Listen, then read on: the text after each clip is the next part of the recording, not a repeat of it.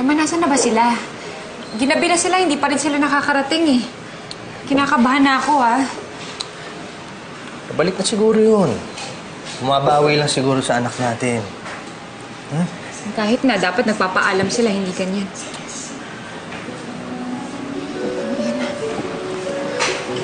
Nay, anong nangyari? Nasaan si Munding? Nawawala si Munding. Nawawala ang apo ko. Ano?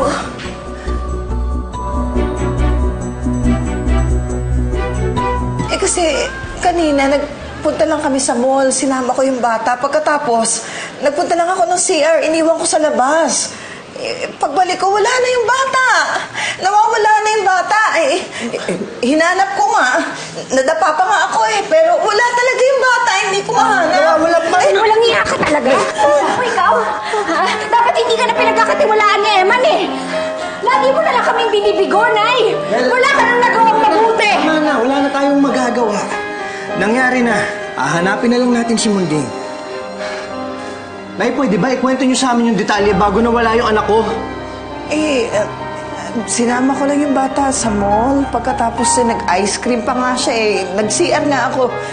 Paglabas ko, wala na yung bata. Nahanap ko nga, pero sabi ko nga, nagkandarapa pa ako sa kahanap, pero wala talaga yung bata. Okay, we're here! Okay, ito na yung bahay ko. O, tara. Kala ko po ba pupunta tayo sa Disneyland? Oo, pupunta pa rin tayo. Pero gabi na kasi. So, matutulog ka muna dito. Alam mo naman, kailangan mo ng lakas. Madaming rides dun sa Disneyland. Okay? Sana po, inuwi niyo na lang po ako. Kung tomorrow pa po tayo aalis. Ito ka. Kasi naman, maaga pa tayo aalis bukas. Kaya dito ka muna matutulog. Alam mo, pumayag naman si Papaw. Sinabi po ni Papaw yun? Oo naman. Okay? So, tulog ka muna dito. Pero bago yun, may papakilala muna ako sa'yo. Sino po? Magugustuhan mo siya. Ma? Ma? Ayan na. Yes, anak. Ma,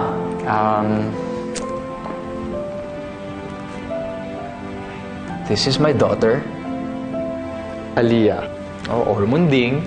Baby girl. Hello po. Siya naman si Lola Charito mo. Say hi. Kiss naman dyan.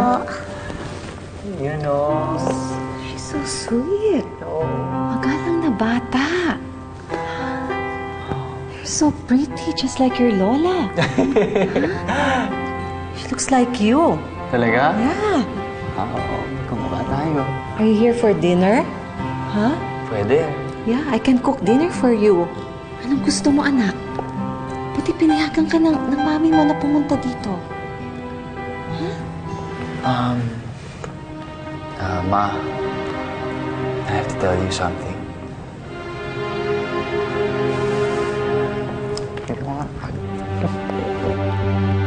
Wala pong nai-report o natagpo ang missing siya dito kanina. Pero pinapareview ko na po yung CCTV footage dun sa mga area na nabanggit nyo. Pero ma'am, sir, huwag po kayong mag-alala. Pag nakita po namin ang anak nyo, tatawagan ko po kayo kaagad. Sige mag-iikot-ikot na lang muna siguro kami sa loob. Baka naman naligaw lang si Munding ko. Nay, saan niyo ba kasi iniwan si Munding? Doon sa CR. Tama, doon sa CR nga. Doon ko iniwan yung bata. Kanina kasi pumasok ako doon. Nasa labas siya. Paglabas ko ng pinto, pagbukas ko wala na yung bata doon sa banyo. Bakit kasi hindi nyo na lang sinama sa loob? Baka mamaya may dumampot doon na ibang tao. Pasensya na. Naintindihan mo ba ako? Ha? May lola ba naman na gusto mawala yung apo niya? Siyempre wala. Baka nga may kumuha na doon Natatakot na ako. Baka mamaya may kumidat na doon Teka, sandali. Sino naman ang kukuha sa kanya? Eman, hindi kaya... Si Dean, baka kinuha niya yung anak natin. Ewan ko, pero malakas ang kutob ko na pwede niyang gawin yun lalaking yun. Kayang-kaya niyang gawin yun. Ano, paano? Basta na lang kayo susugod doon? Ano, hindi na ba tayo maghahanap dito? Mabuti pa, Nay. Kayo na lang ang maghanap sa kanya dito sa mall. Pupuntahan namin si Dean. O, sige, ako na. Ako na lang.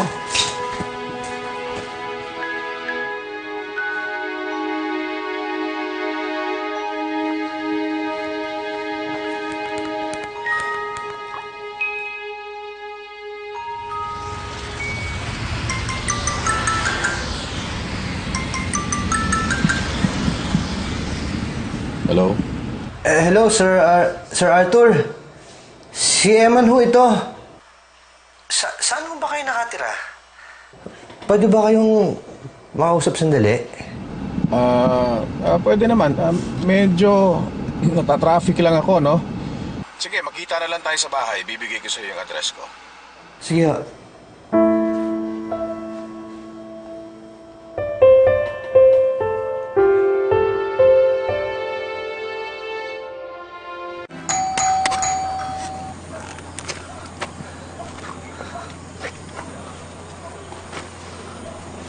Ayan na. Ano pong kailangan nila? Nandiyan ba si Dean Montenegro? Iharap mo sa amin yung amo mo. Daya ko na. Ano nangyayari dito? Nasaan yung anak ko? Alam ko nasa iyo yung anak ko, ilabas mo siya. Teka lang, nawawala ba yung anak ko? Nawala siya sa mall at alam kong nasa iyo siya, tinatago mo siya, kaya ilabas mo na yung anak ko. Mel, bakit naman mapupunta sa akin si Munding? At ako pa sisihin nyo? Kayo yung nakawala sa anak ko. Pwede ba? Di wag ka na nga magpanggap. Alam kong nasa iyo ang anak ko, kaya ilabas mo na siya. Wala sa akin si Munding. Sana nga binigyan nyo na lang siya sa akin para mabantayan ko pa.